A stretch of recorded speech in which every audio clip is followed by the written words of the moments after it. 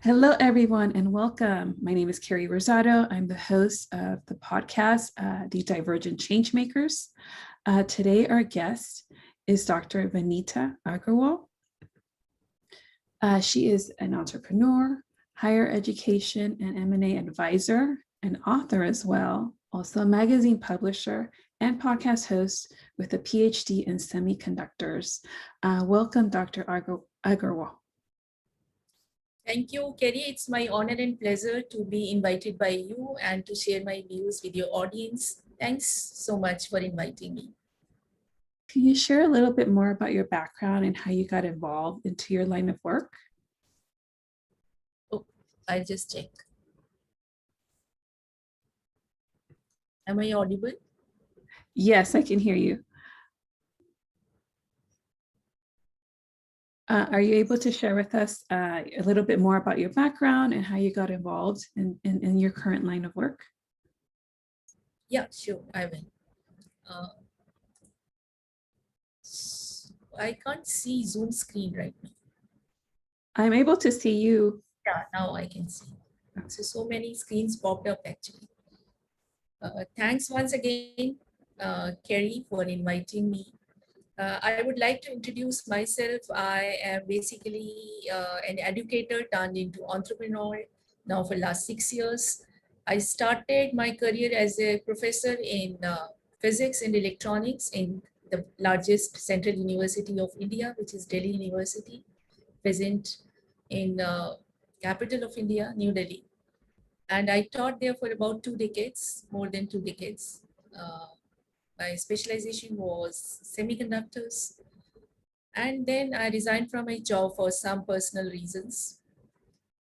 But a person who has been active throughout life, like I joined my job at an age of 20 to 23 and constantly working.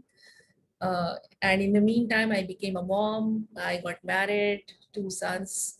And obviously life gives you more responsibilities to handle. So then I resigned, but you can't keep idle. Your mind needs to be active somewhere. So ideas kept on popping up, and I tried several, initiatives. And finally, this one was where I got satisfied because this is related to the field of education, which is my passion, which is what I know all about. So I started my own company, which is a M&A advisory company. And we got our first client in the first online University of Canada, University of Fredericton. And I worked for getting collaborations and MOU with Indian universities. And as COVID proceeded, then, my work transformed from this M&A advisor to starting a skill academy and later on this business magazine, which is started with the intention of providing e-learning solutions to business executives. Well, thank you for sharing more about your background. That's amazing. You were able to make that transition and return to the workforce after raising a family. That's awesome. I can definitely relate to that. I did something similar as well. Can you tell us more as far as what inspired you or why you do what you do? Like, what is your why? Why the passion for education? So I will tell you an interesting story. Yesterday only when I was, rewinding through my years, through my childhood years, I realized that when I was 7 years, uh, about in class 2, a very, a tall girl. So for us at 7 years, she was pretty tall to us. She was admitted to my class, same batch, same class section. And since she was tall, she was made to sit at the back bench. She was very pretty faced, having gray eyes. In India, normally black and brown eyes are the genetic eyes, but she had those different hazel eyed, and so she was so pretty and obviously new girl in the class. Then within a month, what I found, the teachers were, finding her not completing her homework and was not good in English background, because might be she was coming from a background where English was not the natural language. So, it moved me within that she has been, and she looked so sad, unlike other kids who get scolded and ignore it. She was touched by it and she looked so helpless. So I thought, I was moved within, and I one day just accompanied her, and I asked her, can I come to your home while returning back home on foot?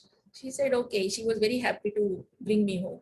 And I met her mother, and I came to know that day that she just lost her father recently, and mother was not that much educated that she could teach her daughter, her only daughter, and means of earning were not there to hire tutors for her. And that's why she was finding difficulty in this new place, in this English mode of education of school.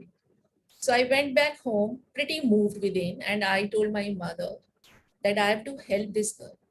I need to help her in homework, and I need to stay back after school for some time and at least help her in homework. And in class 2, what would be the homework? One page of maths, one page of English, something like that. So my mom was pretty cool, and she said, okay, but you have to come back home before the last teacher leaves the school. So I said, okay, I'll do that. And it started from that. So from now, when I thought, how old is a 6 or 7 year old kid? They are just busy with themselves learning.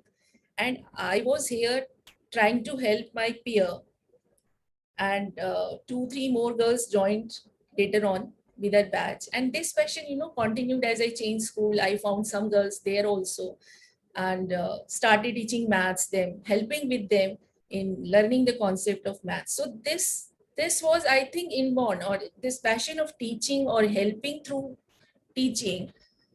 When kids are busy playing with toys or playing in the playground, I was busy in studying more so that I can help someone. So that was something inside. So I don't know how it came. I think it was some God's grace. It's So amazing. I teaching think was a very natural profession for me. When I got this professor job in university, I was very happy. It was so very natural choice for me.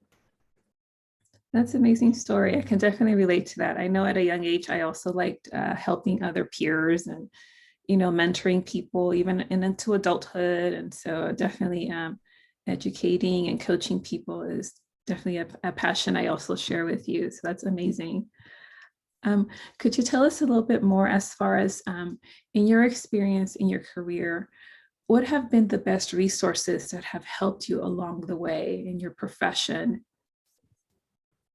So I would first uh, obviously thank my mom, who was always there in my childhood, who kept us updated with the latest resources. I would say her focus was on to education, to get me educated as much as possible since childhood. So she never tried to distract me in other things. And secondly, I will thank my teachers. I have been fortunate throughout my primary, middle, and higher secondary, and then college, and then university, to get best of the teachers who were as passionate about their students, that if somebody is so sincere and caring about studies or knowing more, so they used to provide me with the resources which were not available in the local libraries, or through experimentations, because ours is a physics field. So devising new experiments, new ways of understanding the theory and experiments. So they were equally involved with me and my peers. So I'm really thankful. Whatever I am today can't be because it is because I got such a tremendous good gems of teachers in every level. That's great. Yes, definitely. We don't become leaders and educators and advocates without someone supporting us along the way. So I highly agree with that. Going back to your organization, I see that you focus on globalizing education. Could you speak more on that? Yeah. So, Kerry, when I visited Italy in about 2001. Earlier, I had visited Singapore also in 1999, and that was my first foreign visit out of India. And that was for a semiconductor conference where I had to present my paper. There I met foreign scientists from all over the world. And what I found that during interactions in Singapore and then in Italy, where I stayed for quite a long time, that science and maths, they have universal laws. They don't change with geography, with seasons, or with ethnicity. They are universal. So whatever Einstein has said or whatever Newton has said, it is universal for everyone. If sun is rising in the east, it is rising in the east for everyone. It doesn't change its direction for some people or other people. So education is seamless and it is global. Cultures may be different because of local factors. So maybe dressing change may be different at places. Features may differ, color complexion may differ because of the geography, climate.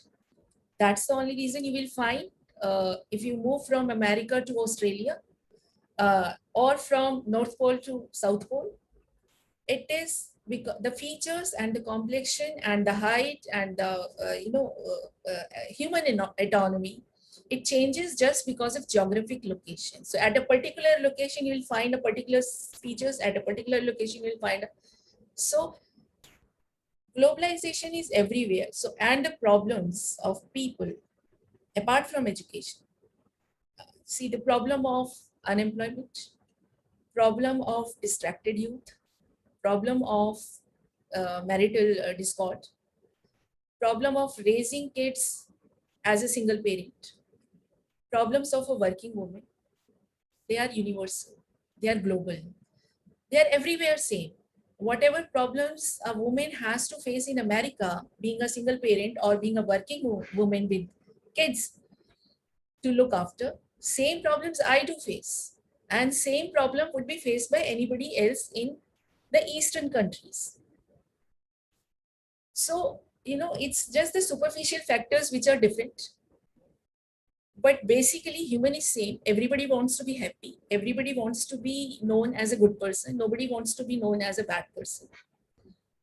They are all global. So why to differentiate between the education also? Education is global as itself. So why not to, merge these boundaries and bring education in other countries, the good factors to my country, for my students in India. And similarly, whatever good factors are here in Indian education, take them abroad so that, this continent can know about the job factors which are applicable in the other continent. And similarly, the people in the other continent, they also know about our job cultures and about our education system, and they together become more empowerment together. So that is the purpose of globalization education, which is the motto or tag of our organization. Well, I love what you do. That's amazing. I'm also very passionate about education, especially since I have two children with autism spectrum disorder. And so I've always advocated for students with special needs and having that equitable access among their peers. I've even served on a school as a school board trustee locally here in California. So I applaud you for what you're doing. That's amazing work. Thank you. Definitely keep that up.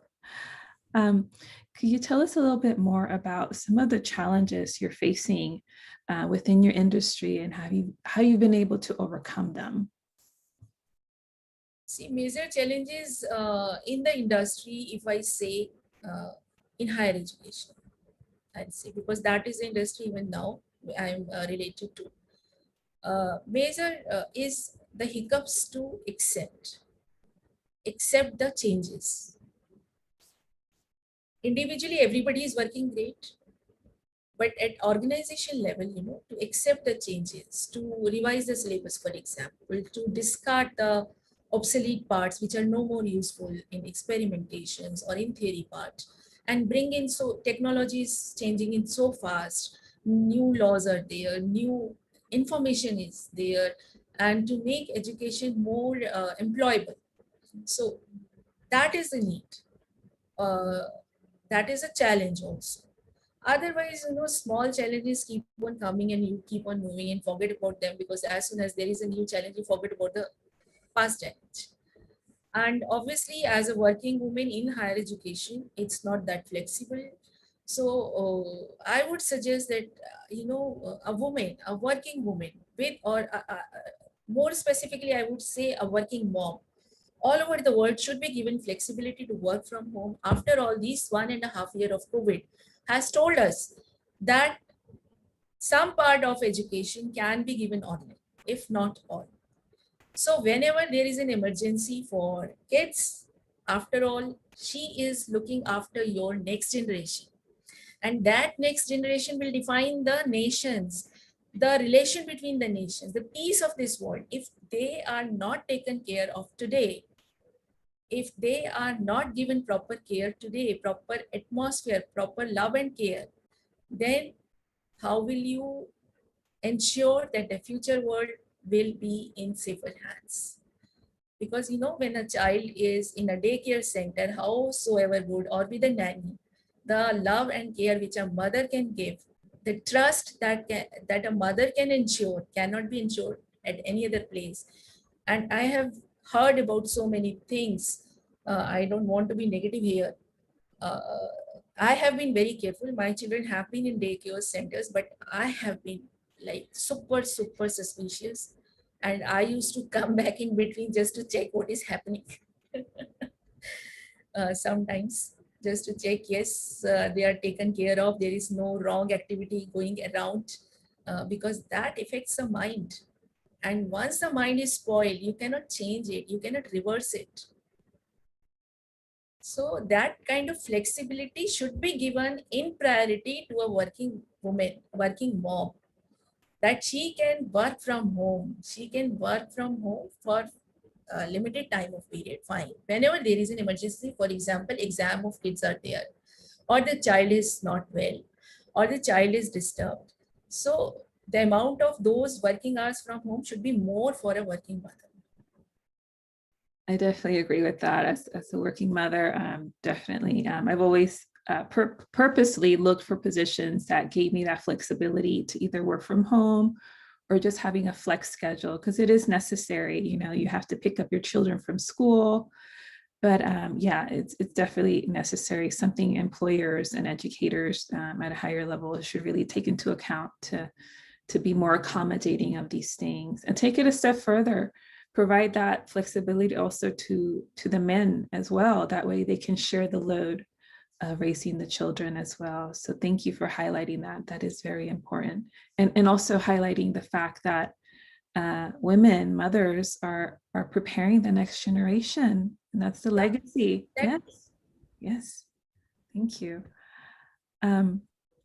Going further, what advice would you give to someone who is looking to either pursue a career similar to yours, or just to learn more about advocating for education and higher education specifically? Like, what advice would you give to someone? So first thing is, which I have learned and experienced also, that by getting a PhD degree or by getting highly educated, you cannot be a good teacher. So if you want to be a teacher or in teaching line, either learn to teach, or if you have a natural passion to teach, then go ahead for it. Do not enter higher education teaching just for the sake of a job or just for the sake of a salary. First thing is this, because you are teaching young people who are not idiots. If you are not having that passion of teaching or some techniques which should be there to teach, learn them, imbibe them. There are courses available. There's because in our system now, Indian government has made it mandatory that higher education teachers should have some basic courses of how to teach, which is called bachelor's in education, which was only mandatory for school teachers till now. Now onwards, it will be mandatory for college and university teachers also, which is very, very important. It is a very solid step because, I have seen a few couple of teachers who are very knowledgeable. They know their subject, but they do not know how to transfer this knowledge to the students. And sometimes they keep on saying things, they keep on repeating things, but that content or the intention does not reach the students sitting there. So it's very important that you have a passion, first thing. Secondly, if you do not know and if you want to learn, please learn the teaching techniques which should be there. Third thing, do not look at the brilliant student or the bright student who is there in the class. He will do definitely with single attention or single explanation of your subject. Go to the weakest student in the class. If you can pull him up, if you can, bring up his academic knowledge or his level of interest, then you are a good teacher. Because if you are able to involve or engage your weakest student, then rest of are already in line. So always focus on each and every student. Do not see that only 4 or 5 brightest students, they are happy, they have understood, so everything is done. No. Your duty is for all of those students who are in their class. Some may need extra classes. Give them after the class without expecting anything from them in favor. Thank you for highlighting that. I highly agree. Yes, I do agree that teachers can do a better job at targeting the needs of all students. And if they did teach at that level, at the lowest level, so that student that's struggling the most is able to learn, yes, all the other students that are able to catch on more quickly, that I highly agree. That's amazing perspective. I wish more teachers had that mindset. That's great. In your profession, are there any myths that you feel people might have that you would like to clarify? So society feels, teaching is the easiest job. That's the mindset. But believe me, teachers they work beyond the classrooms. Uh, they have to prepare lessons. They have to prepare materials. They have to prepare tests. They have to check the exam sheets. They have to mentor their students in extra classes. So they do much beyond that 1 hour class. It's not easy. Teaching is not easy. It's not, I'm not saying other professions are easy, but teaching is definitely not an easy task. You have to be updated. You have to answer each and every question put up by the student. Secondly, you're not sitting. As a physics teacher or as a science teacher, you are never sitting. You're always on your foot, hour after hour, moving around. So it's a physical task also. It's not easy. So that is a great myth in the society, that if you are not doing anything, just become a teacher. That's not easy. So don't take teaching as an easy task. It is not. That is one myth. Second myth is that women are natural teachers, which is true in some sense, because of course a mother is the first teacher to a child. So women are good educators, but males are also equally good educators. Thank you. Yeah, I do agree with those. And thank you for clarifying those myths. Yeah, teaching is definitely not an easy task. Any parent can answer that because we're educators in our own home. We're teaching our own children. So that's not an easy task. So definitely highly agree with what you're saying on there. Going forward, is there anything that you recently read or listened to that really inspired you? And if so, what was that? So I will come to my current industry where I am working on, M&A advisory, and then I'm working on, right now my focus is on business strategy, digital magazine. Publishing, just came to me last year, it started. And I started just, with one issue and thinking whether I would go ahead, and believe me, it has taken me. I am now submerged into it. Like after this interview today, I may sleep, but generally, ideas keep on popping. What to give in the next issue, which article should go, and which international expert should come with some nice articles to find and see good writers, uh, and get them organized. Good graphic design should go. I get so many advices after first naive issues. If you are seeing my initial issues last year July, you will find them. They are just like leaflets, simple leaflets, and it has developed into a full corporate magazine, and now so many people are reading, and I get so nice reviews by those who have seen my first leaflet kind of magazine, and they say, yeah, you have progressed a lot. So I would say publishing is something which not everyone thinks as a business or as an industry. We only see at very big magazines like Forbes or like Business Today in India, uh, Harvard Business Review, or some big names, and we feel that it is not our we can't start it, but we definitely can start it. It's not that difficult in technology era. So many softwares are available, not very expensive. It just needs you to be organized, and time is needed. Of course, efforts are needed. Networking is required. But anything you do with heart. I think things start falling in place. Thank you. That's amazing. Thank you for sharing that. Also, who I know we kind of covered this earlier, but who have been the most influential people in your life that have really inspired you in your field? So Einstein, I would say first. So when I was in class 3 or 4, we had a story about Einstein, and I was completely thrilled because one sentence and before that, believe me, I never knew about who was Einstein. It was the story introducing Einstein to me. And there was a sentence saying that Einstein used to sleep only 4 hours in a day. That sentence caught my attention. And I started reducing my sleep day by day. And finally, I was able to achieve that childhood dream of sleeping only 4 nights and still be active the whole day when I was doing masters. And obviously, the study required that kind of time, full day in college, and then coming back and then preparing your notes, reading through different reference books. It gave you only 4 hours to sleep. And I was happy that, okay, now at least I have fulfilled one objective, to be as a physicist, that I am sleeping only 4 hours. So this is just funny, but yeah.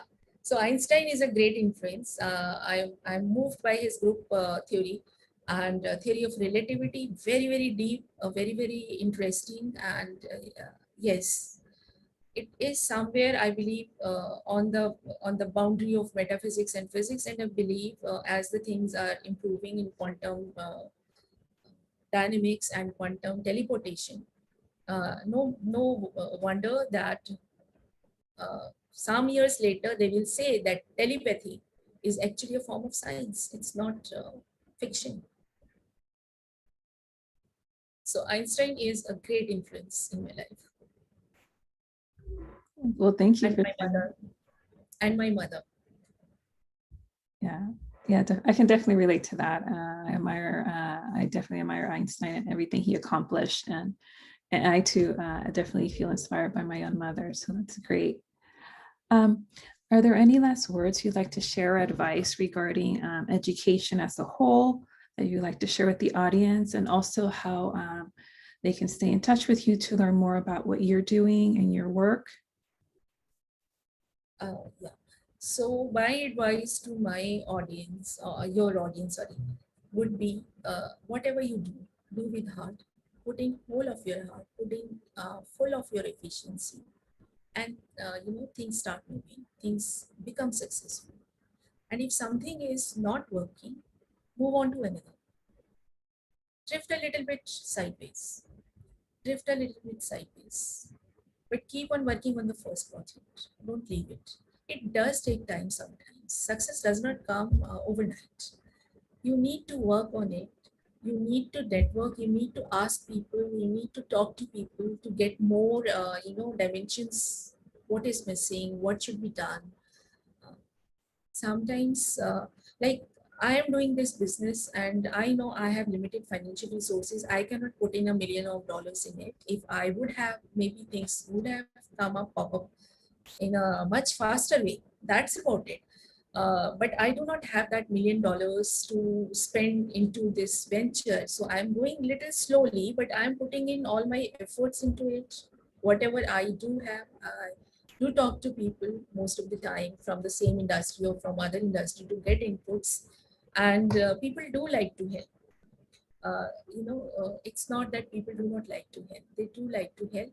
And if somebody does not like to help, just leave him there. Let him be peaceful. Let you be peaceful. Move to other people. So the world is full of people, and you will find so many. Like I have found Kerry, and Kerry has found me from different corners. Uh, so just don't give up. Never give up. Give up. With one project, life does not end. And with few frustrations in life, life is like up and down, up and down. You can never be happy forever. There would be phases of happiness, there would be phases of sadness, there would be challenges, there would be times when you feel everything is impasse, you just can't come out of it. At that moment, just let it pass, let it pass, let it pass. It will pass. And then a new way of, like, night passes and day comes out. It does happen. And for the challenges do come, but you can definitely overcome with willpower, of course, and family support. And even if family support is not there, just remember your parents, that how much they love you. And for that love, stand up. Perfect. Thank you so much. And what would be the best way for the audience to stay in touch with you to learn more about your organization and how you're globalizing education? So I have a LinkedIn profile where I'm very, very active, and all my latest contact information and websites and work is displayed there.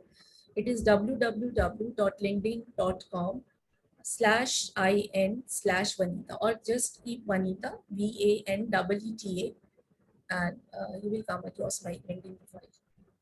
And there all the information, and you can get in touch with me. Perfect. Thank you so much for sharing your expertise in education and highlighting how society really needs to value this more. And thank you so much. And Thanks for inviting me once more. all right, and that's a wrap.